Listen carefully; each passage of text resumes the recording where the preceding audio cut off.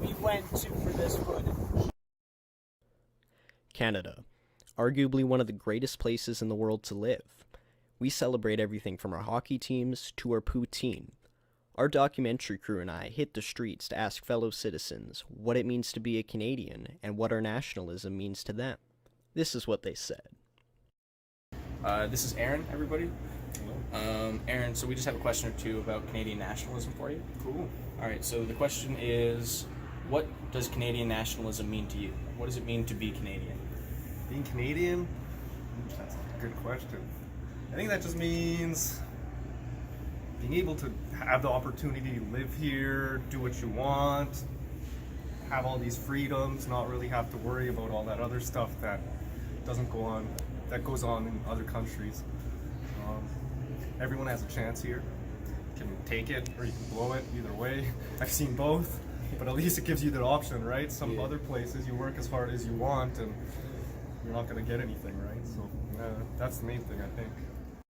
This is Mo, and just going to ask you, what does it mean to be Canadian? Well, being a Canadian is an honor and a privilege to be born and raised in Canada, and what it means as a Canadian, it's a great honor. You could walk with your head held high anywhere in the world, and you're treated with respect, class, dignity, plus also we as Canadians are very speaking to others and to newcomers and to other stuff like that. Like my parents, both being immigrants, who immigrated from Scotland and Lebanon, became Canadian citizens many years ago. It means it's a high honor. You know, the minute like when you have a Canadian passport or anything like that, it means you could walk anywhere in the world. You show it to somebody. It's like VIP to anywhere in the world. Like you know what I mean? It's a great honor, and I'm proud to be born in Canada and born here in Edmonton and all that stuff. Oh, that's awesome. Thank you. After the interviews, we decided to go out and enjoy the beauty that is Canada's nature. We saw some pretty interesting stuff. Yo, boys! Beavers! Boys, there's beavers in that far corner. I can see them. Don't go over there. Alright, so as we all know, beavers are a huge part of Canadians' nationalism. So we went out, found ourselves a beaver dam right there. The First Nations, aka the Foundation of Canada. When the Europeans came over in the 1500s to find Canada for the first time, they found the First Nations. The First Nations knew the land. They were very good at hunting, fishing, and capturing animals. These furs were very valuable to the Europeans. The Europeans would trade their goods in order to exchange for these furs. Some of the stuff the Europeans traded for these furs included firearms or guns, metal cooking utensils such as pots and pans, and cloth. Stuff that the natives didn't have access to at the time. Unfortunately, the First Nations were not immune to the diseases that the Europeans brought over. Some of these diseases include chickenpox, diphtheria, influenza, measles, smallpox, tuberculosis, whooping cough, and many, many more that caused many of them to pass away. The most valuable furs that the Europeans would trade for were the beavers. The Europeans made these into beaver skin hats, which were very popular at the time. This is why the beaver is on the nickel. The First Nations wanted the items that the Europeans had. They were very beneficial to trade for. With weapons, they were able to hunt more efficiently, and with steel, they were able to cook more efficiently and better. Despite the poor treatment of the First Nations back in the days, Canada has grown to appreciate them more and more and give them the respect they deserved. Their sense of nationalism grows stronger with each and every day. In schools, we learn more about their past, and we celebrate their great accomplishments.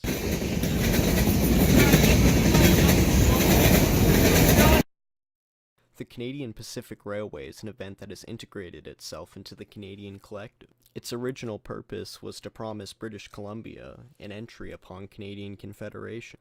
The builders of the railroad suffered many obstacles during the building process. Some of these include mosquito-infested swamps, vast plains, huge mountain ranges. When the building of the railroad was done, many Canadians felt proud and accomplished. The CPR, or the Canadian Pacific Railroad, integrated itself into the lives of Canadians. Yo, what up? It's the documentary crew. We done went out and we visited the Canadian Railroad. Railroad right here is what united all of Canada. This was my man John A's dream. John A. Okay, the railroad started construction in 1881, only took $25 million. During our visit to the railroad, we grew to appreciate the sheer craftsmanship that went into building this. It took them 10 years to completely connect the railroad from the west to the east, ultimately uniting all of Canada. This railroad helped Canada's economy enormously. With only $25 million to build it, it's brought in over $1.6 billion in profit. This connection to all of Canada has created a large sense of nationalism for us Canadians.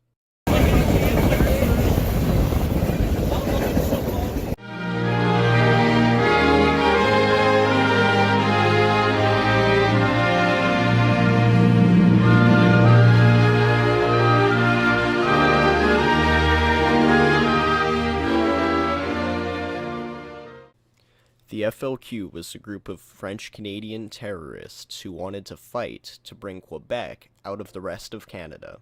They were fighting for liberation. In order to make the money they needed to proceed with their crimes, they would often rob banks. They kidnapped 2 people. The first, a British man named James Cross, and the second, a French man named Pierre Laporte. The October Crisis began October 5th, 1970, and it started with the kidnapping of James Cross. The crisis consisted of almost 200 crimes, including robberies and bombing many of the federal buildings in Quebec at the time. Their main goal was to preserve their French culture while degrading the English culture in Quebec. This is why they wanted to separate Quebec from the rest of Canada. They believed that the French truly owns Canada. Some viewed them as terrorists, but others viewed them as revolutionaries. Our documentary crew was fortunate enough to be able to interview one of the people who was responsible for the kidnapping of James Cross. Here it is. I remember when we started the campaign. 63 was the year. Wanted liberation for Quebec. October. They called it a crisis, but it was necessary. The federal building, the city hall, the stock exchange.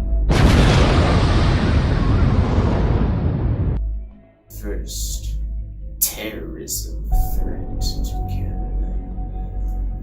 But since when is kidnapping 2 people ever been terrorism?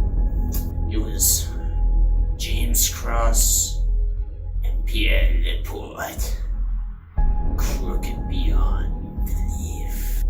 The boss gave us the orders for the kidnapping of James Cross. We went prepared.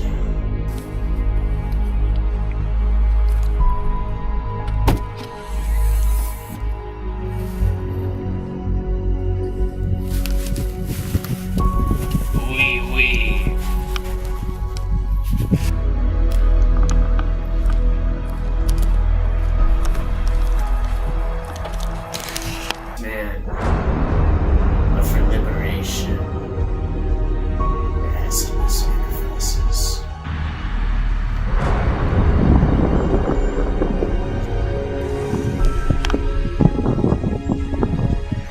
He fell, gravy on protein, melted cheese.